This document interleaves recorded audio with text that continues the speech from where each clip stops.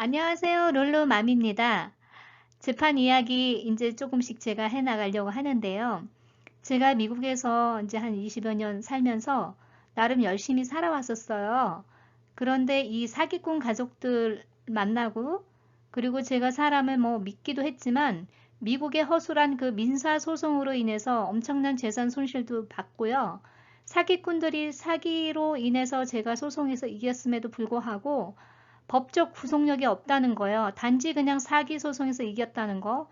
이런 허술한 민사소송 때문에 이 사기꾼들이 계속 판을 친다는 걸 알게 됐고요. 2018년도 연말부터 연초까지 제가 3주 동안 홈리스로 지내야 했던 그런 일이 있었어요. 그래서 이 사기꾼들을 제가 하나씩 밝혀서 더 이상 LA에서는 이 가족들이 얼굴도 들고 다니지 못해야 된다는 게 제 개인적인 생각입니다. 이런 사람들은 정말 그 죄를 받아야 돼요.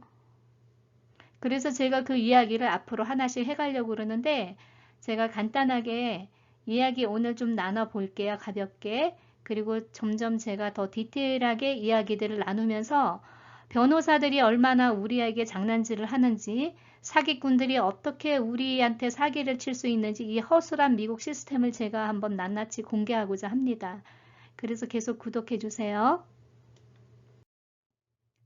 사기꾼 부녀로 인해서 제가 2018년도 크리스마스와 2019년도 신년을 홈리스로 지냈어요. 정말 갈 데가 없었어요. 이사 갈 때 제가 새로운 집에 에스크로를 열어놓은 상태에서 마지막 잔금을 치르는 그 큰 돈을 약속한 날짜를 어기면서 그 돈을 다시 받아내기까지 6개월 이상이 걸렸어요. 그래서 제가 그 돈을 막 융통해서 구하는 그런 아픔들도 있었고, 어렵게 새로운 집으로 이사를 오게 됐고, 그러니까 경제적인 손실은 말도 못했고요. 그로 인해서 천재 변호사님, 그리고 그 유용한 사기꾼의 변호사들이 얼마나 어리숙하고 바보 같았고 또 클라이언트들한테 돈을 울거내는지 제가 너무 적나라하게 보게 됐어요. 그래서 사기 소송으로 인해서 제가 경제적 손실은 너무 많았지만 제가 그걸로 인해서 조금 더 철이 난 것 같아요. 한 단계 더 성숙해졌다고 봐야 되죠. 그래서 여러분들도 정말 열심히 살아도요, 이렇게 작정하고 덤벼드는 사기꾼들이 있을 때는 감당할 수가 없는 것 같아요. 그래서 여러분들 제 이야기를 좀 들으면서 앞으로 여러분들이 이런 그 사기꾼 가족들로 인해서 사기를 당하는 일이 없었으면 하는 바람입니다. 이 사기꾼 가족들은요, 계약 위반을 넘어서 아주 작정하고 사기를 쳤어요. 그래서 경제적 손실이 어마어마했어요. 그런데 경제적 손실을 떠나서 정신적 스트레스와 손실은 값으로 환산할 수가 없죠. 사기를 당했을 때 그 아픔은 말도 못하죠. 정말 어느 구독자님 한 분은 사기를 당해서 전 재산을 잃고 임신한 아이까지 잃어버리는 아픔을 겪으신 분도 있더라고요. 제가 그 이야기를 듣고 너무 많이 울은 적이 있어요. 그래서 정말 이런 사람들은 그냥 놔둬서는 안 되겠더라고요. 신분을 밝혀서 정말 얼굴도 못 들고 다니게 해야 된다는 게 여러 사람들의 의견이에요. 그래서 제가 이걸 계속 미뤄서 되는 게 아니고 이 사람들이 또 어느 곳에서 이런 사기를 치려고 작정하기 때문에 제가 이제부터 밝히고자 합니다. 벌써 이 사기꾼 가족들은요, 이런 행위들을 10년 전부터 해왔었어요. 그래서 저도 그런 사실을 몰랐고 앞으로 어떤 식으로 이렇게 조사를 하면은 쉽게 여러분들이 이 사람들이 나를 사기를 치려고 하는지 과거에 사기 관련된 일이 없었는지를 알 수가 있는 그런 방법들을 제가 공유해 드릴게요. 왜 변호사들은 그렇게 돈을 받으면서 그런 거 하나 자료 리서치하는 아이디어를 주지 않았는가? 그게 저는 너무 안타까웠어요. 3년 전세 계약을 빌미로 20만 불의 보증금을 요구한 다음에 6개월 뒤에 갑자기 퇴거 소송을 했는데 퇴거 소송의 이유가 너무 정말 기가 막혀요. 제가 그래서 그 퇴거 소송을 하기 위해서 이 사람들이 페이퍼워크를 했던 거 그리고 그 퇴거 소송의 이유와 제가 그 증거들 그 퇴거 소송 이유들을 전부 이 사기꾼 가족이 위반했던 내용들을 제가 증거물로 다음 동영상에 보여드릴 거예요.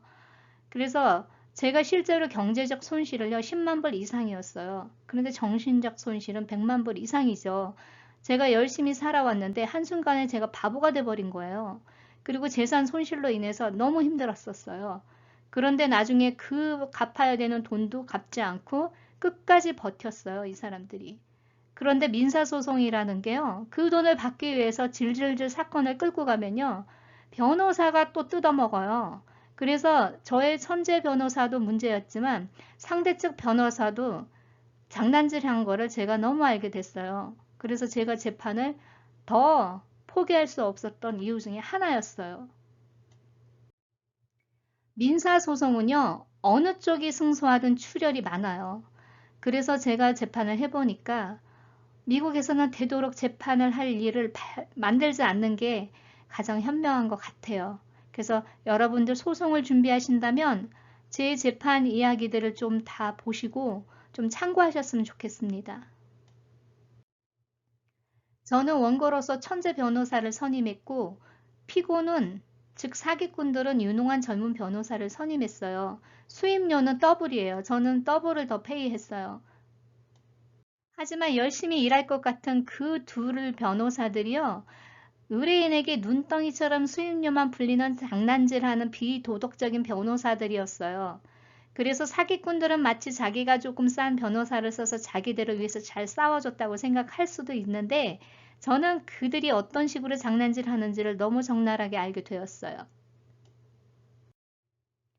법률적인 지식이 없는 제가 그 유능한 변호사 상대로 어떻게 이겼을까요? 제가 심리전에서 이겼기 때문입니다.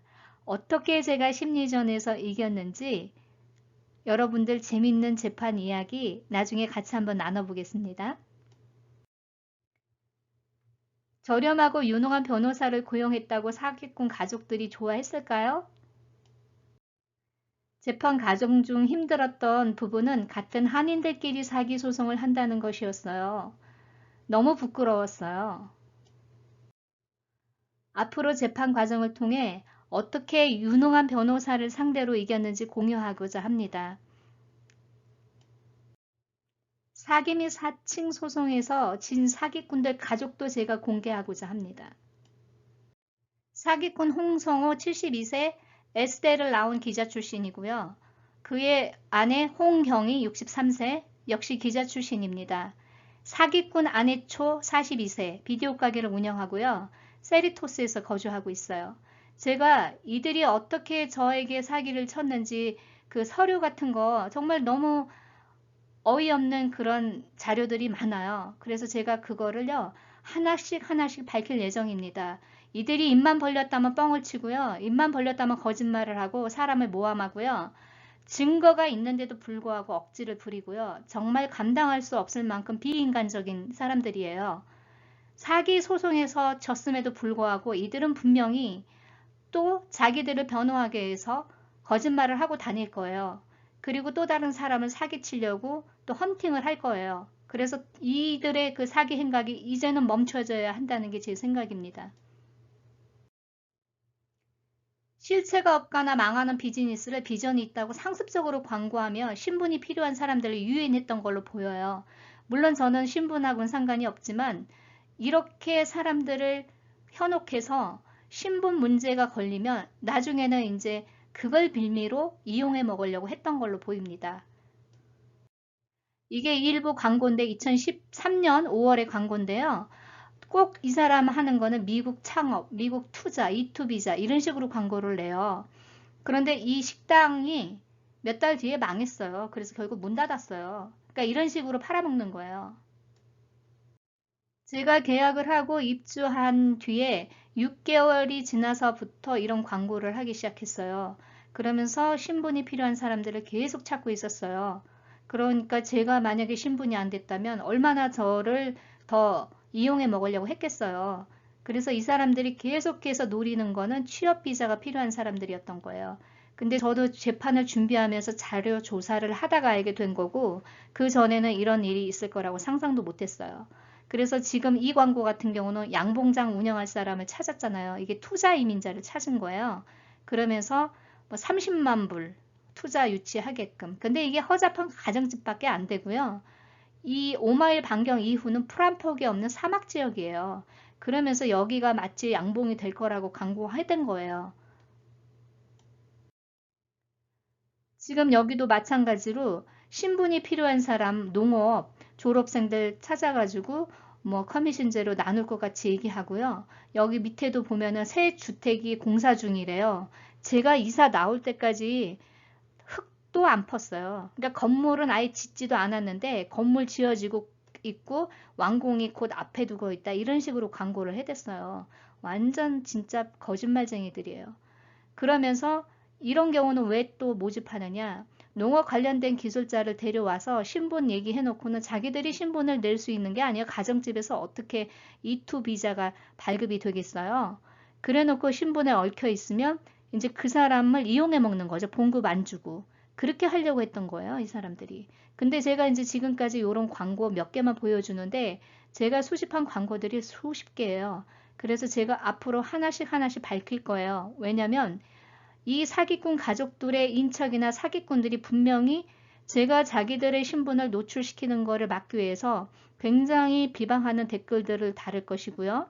또 싫어요도 막 눌러댈 거예요. 그래서 제가 그걸 감수하고 여러분들에게 모든 거를 이제 밝혀드릴 거예요.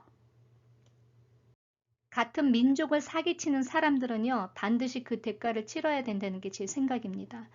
정말 너무 부끄러운 거예요. 앞으로 이들의 사기 행각을 밝혀서 더 이상 이런 행각들이 단절되길 바라는 마음입니다. 그리고 제가 5일 동안 배심원 재판을 하면서 하루하루 지나면서 제가 심리전을 이길 수 있었던 그런 노하우를 여러분께 알려드릴 거예요. 미국에서 비즈니스 하다 보면은요, 생각지도 않은 그런 소송들에 휘말리게 돼 있어요. 그래서 저는 정말 이런 사기꾼들은 당해야 된다고 생각하고요. 정직하게 이 사기꾼들한테 당하는 일이 없도록 여러분들을 최대한 도와드리고 싶은 마음이 있습니다. 자, 여러분들 구독해 주시고요. 오늘도 좋은 하루 되세요. 감사합니다.